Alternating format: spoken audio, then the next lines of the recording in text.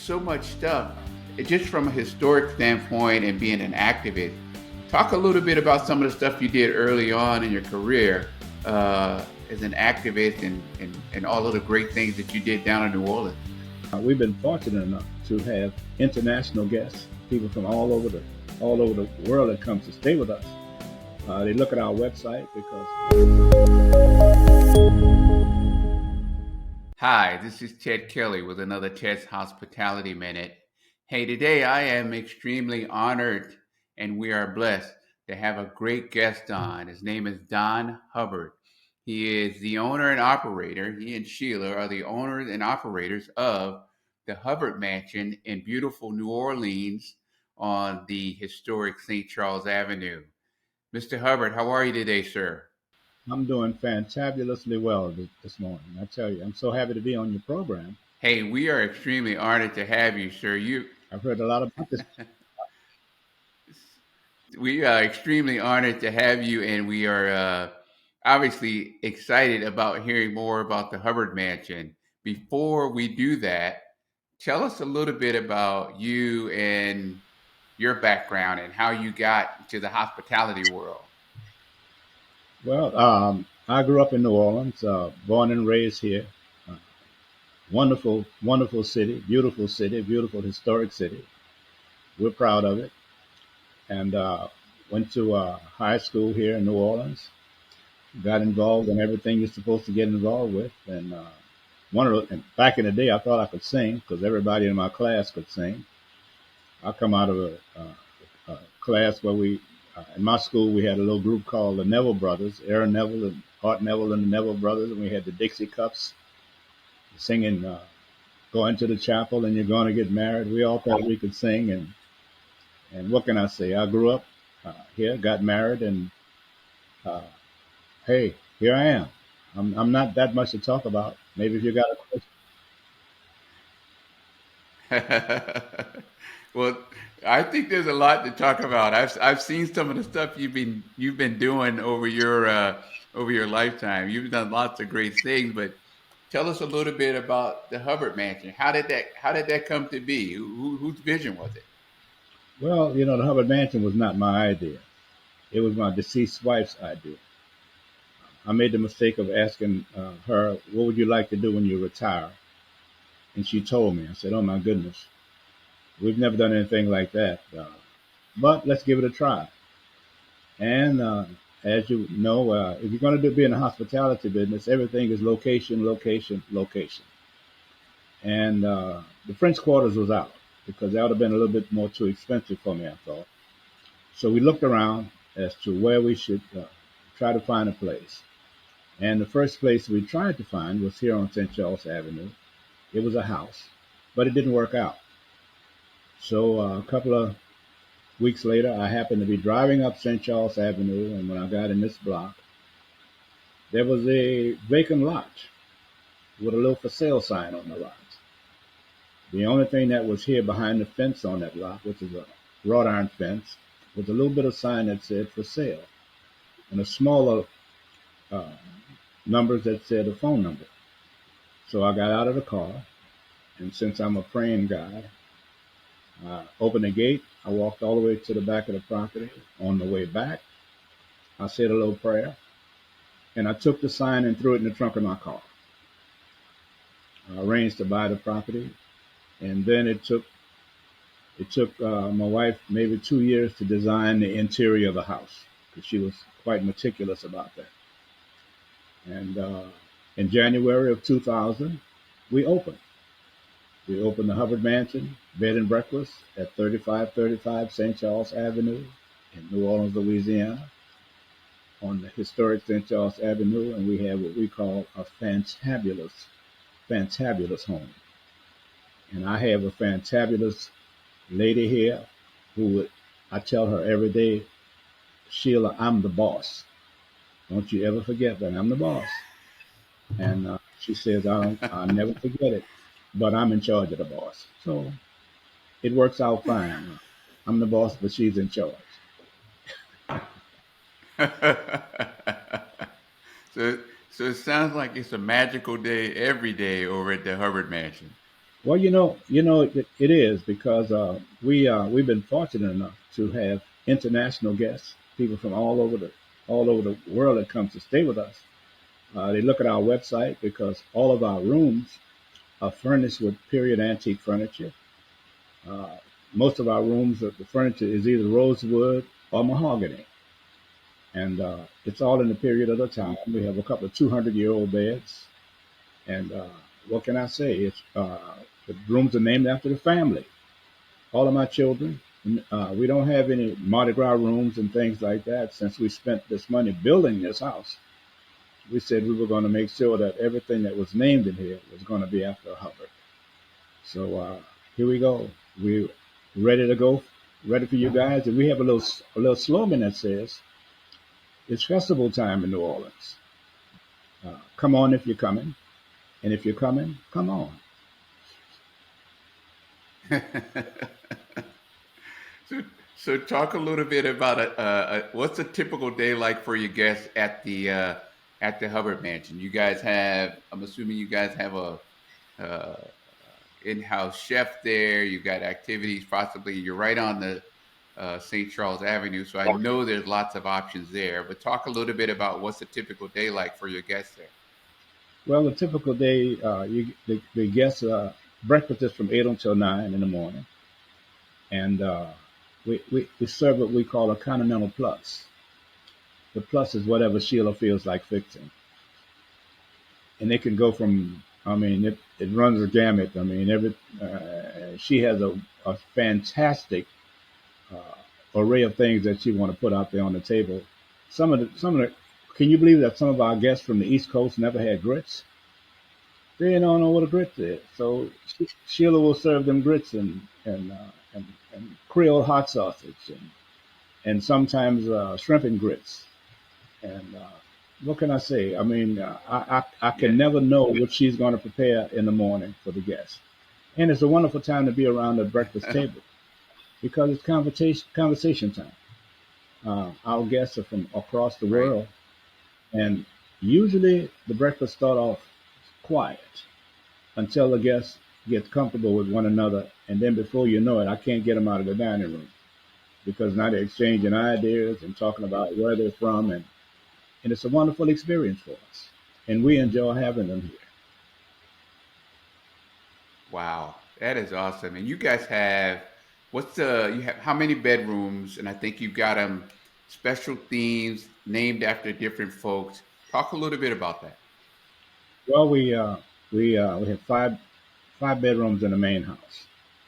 Uh, the one bedroom is called Henry the Second, because my dad's name was Henry, so we named that after my dad. And it's a beautiful bedroom. As a matter of fact, that furniture came from a little place outside of New Orleans called Ponchatoula, Louisiana, where the Strawberry Festival is famous. And it's a French design inlaid. I can't describe all the furniture in detail like Sheila can. And then we move across the hall from that room, and we go into Victoria. One of my granddaughters, her middle name is Victoria. It's Nia Victoria Russell. So we named that room after Nia Russell. That's a 200-year-old bed. It's a four-post Statista bed, and it's the name of the maker of that furniture is Millard.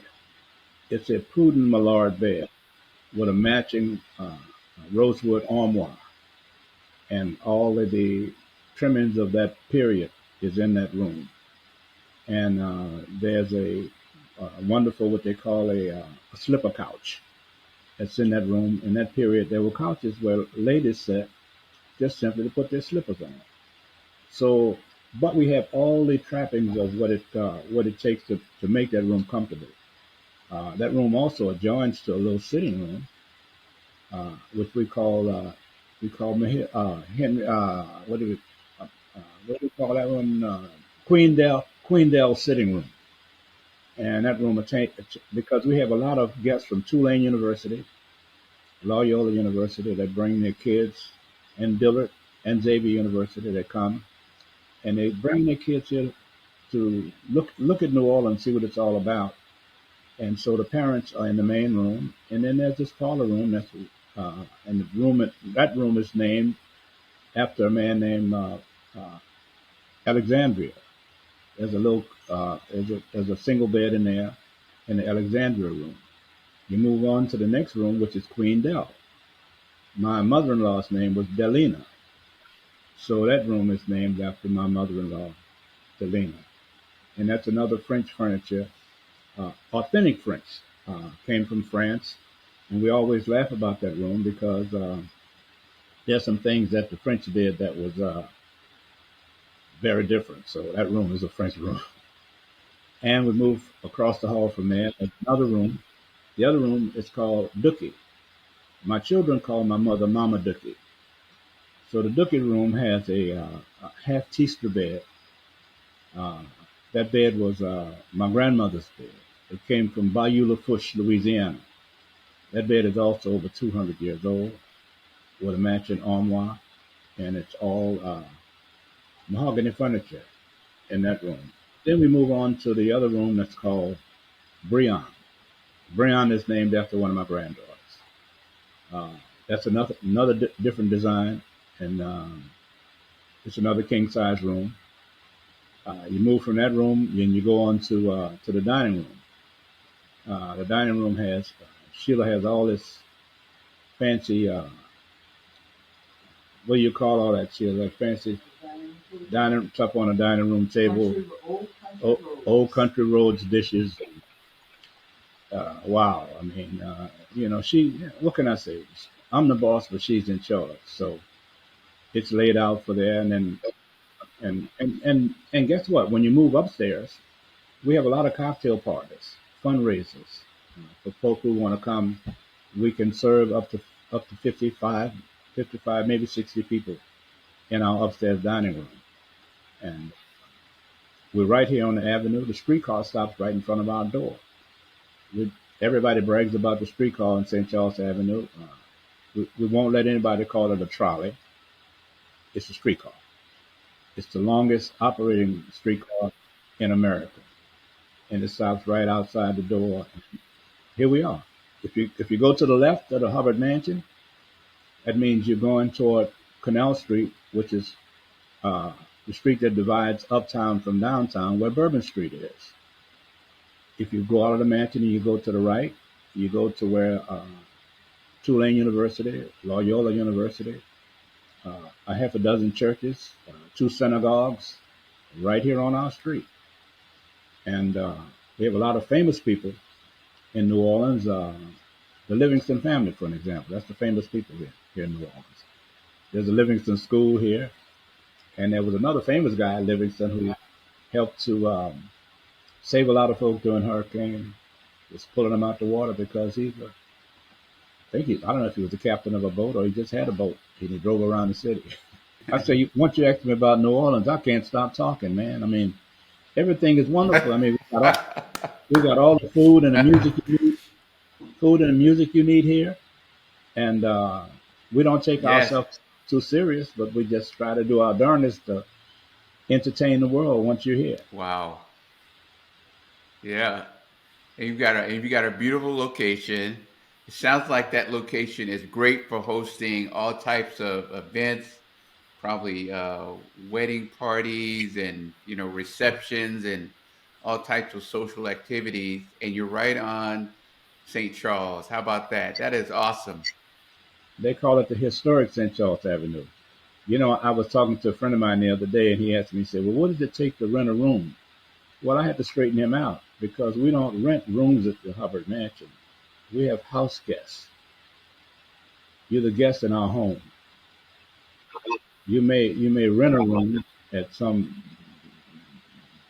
hotel or something, but if once you cross the sill of the door at the Hubbard Mansion, you're the guest of the Hubbards here. So we have house guests Wow. because we Wow. live Well, here. you know what? We are we are so lucky to have you. And then before I let you go, I want to talk real briefly about you as a historical icon in the New Orleans area. You've done so much stuff just from a historic standpoint and being an activist. Talk a little bit about some of the stuff you did early on in your career as an activist and all of the great things that you did down in New Orleans. I don't know. I don't talk about that too much because I want the guests to keep coming.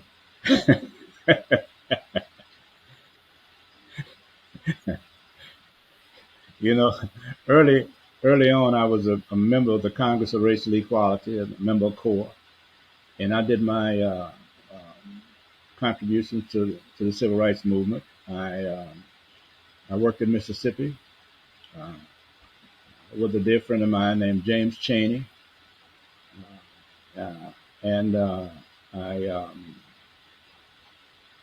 well, I'm the guy that Lena Horne arranged to give some transportation to the kids and those of us working in the voter registration in Mississippi. And I was, well, I drove the car from New York down to Mississippi and turned it over to my friend James Chaney. And 4 days later, what have you, the telephone rang that Chaney was missing with two of the kids. So Chaney, Swerner, and Goodman were all murdered in that car. I still have a heavy heart when I talk about that situation because they only wanted people to be able to register to vote. They weren't revolutionists. They were just wanted people to have an equal opportunity to be able to participate as Americans in this country. And so I organized the March on City Hall. We only drew 10,000 people, but that's the best I can do. The To start to try to change things around. Since we didn't go to the March on Washington, we decided that all politics is local. We have to change things locally here. So I was put out front to organize the March on City Hall. Uh, I was also honored by the American Civil Liberties Union because I stopped a piece of legislation that would have really damaged us as a group of people here in New Orleans. You do things because not because you're stepping out to try to be somebody's hero. You really push yourself to do things so your children can have a better life. And you know, we always knew that in our travels we were not the heroes. The heroes were the people who had to stay there once we left. When you're in a town and you're trying to push people to do something that's never happened there before, and you know the danger of that while you're there. But when you leave these folks there to continue to push, they're the heroes. So we're like the Pied Pipers. I built this house on St. Charles Avenue. We moved in January of 2000, and interestingly enough, during this period of time, and as of right now, there are only two black families that own houses on this street because this was a section of town that it was not supposed to happen. But here I am. It happened. So what can I say? You do things because it's the right thing to do. And so you picket stores, you sit in, uh, you organize demonstrations at Southern University where you tear gassed, fire hoses, and what have you. Not because you're out there to try to be somebody's hero. You're simply out there to make sure that you can make some change for your children, and it made a difference. Oh, Sheila reminded me that when they first opened the Louisiana Superdome, a lot of people were pressing the uh, folk to have jobs in the Superdome. But we kind of looked at it a little bit differently. We wanted to be able to not go to work in the dome, but to own a company that operated the Superdome. So if you're ever in New Orleans and you walk in the Louisiana Superdome, When they first opened the doors of the Louisiana Superdome, everybody in the Superdome who worked there, with the exception of food and electrical, everybody worked for me. My company had 1,300 full-time employees. The company was called Superdome Services. We operated that Superdome for 5 years. And what can I say? We SSI was known around the world. We were able to employ uh, people who never really had jobs before. I mean, everybody who worked there, the ushers, security, uh, the box office, the field setup, everybody. If you walked in the Superdome, you worked for Superdome Services. Other than if you work for a food concession or if you work for the electrical engineers. So that was another little thing that I was involved with putting together and kind of building. And okay, Sheila's over there edging me on. I was invited to go to a boxing match. I was invited to go to a boxing match in Las Vegas, Nevada. That boxing match was between Muhammad Ali and Leon Spinks. I went to the boxing match. I was invited by one of the guys that worked for the promoter. And afterwards, I went to the press conference and I saw what they did. So I started, I guess, typical New Orleans style, saying, "You guys don't know what you're doing." And they said, "What do you mean?" I said, "You guys are just brokers. You don't know how to promote." And so they said, "Well, what do you know how to do?" I said, "Well, I think that the rematch, since Muhammad Ali lost the fight, the rematch should be in New Orleans at the Superdome." So I talked myself into promoting the fight in New Orleans. So I call myself the world's greatest promoter. It's called. It was called A September to Remember at 1978. Is that right, Sheila? That's right. It's called 1978 at the Louisiana Superdome between Muhammad Ali and Leon Spinks. And it was a bit of a success. I only drew 76,000 people. We held the world's record for the largest boxing match in an indoor boxing match in the history of this country. And that's why I say I'm the world's greatest boxer. Wow. For me. I had never seen a live fight but once, and the second one I promoted the greatest one. Why not? You know, because Man, you whenever I complain about something that didn't happen, my mother would always say, "Well, baby, they're waiting for you to change it." So I didn't like the way they were promoting, so I changed it. wow. Wow. Now do you want to share that give you the opportunity to share the story about the rail car and your mom and that story, or do you want to impart that on me later on when I'm down in New Orleans? I'm gonna give you the details on that one when you get here. Okay, okay. Well, let me do this. Are there any upcoming events or any special events coming up in the New Orleans area that you guys want to talk about where those folks should definitely put the Hubbard Mansion on their calendar to be there? Well, we have the Jazz Fest that's coming up. There's also going to be the French Quarter Festival, and there's going to be the big Essence Music Festival weekend, which is the 4th of July weekend. Uh, Wow, that's every, right. every weekend there's a festival here in New Orleans. Uh, we have the Fried Chicken Festival. We have the Creole Tomato Festival. We have the Gumbo Festival. I mean, uh, every weekend there's something going on in New Orleans. This is a festival town, and let me tell you, if you're coming, you got to come, because if you want to be my house guest, you got to get an early booking because they're coming in here. And we have That's right. graduation, That's and we have graduation from the universities.